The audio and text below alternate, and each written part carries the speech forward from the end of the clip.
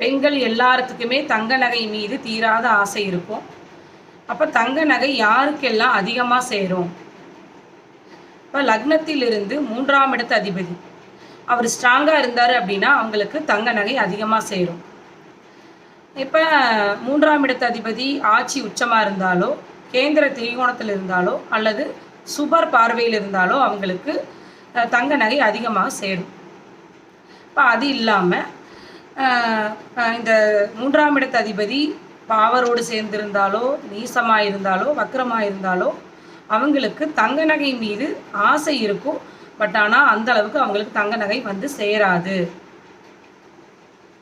இப்போ இந்த 3ஆம் இடத்து அதிபதி வச்சு தான் எந்த மாதிரியான நகைகளை பெண்கள் விரும்புவாங்க அப்படிங்கிறதையும் தெரிஞ்சுக்க முடியும். இப்போ 3ஆம் இடத்து அதிபதி செவ்வாயோடு சேர்ந்திருந்தால் கல் வச்ச நகைகள் அவங்களுக்கு பிடிக்கும்.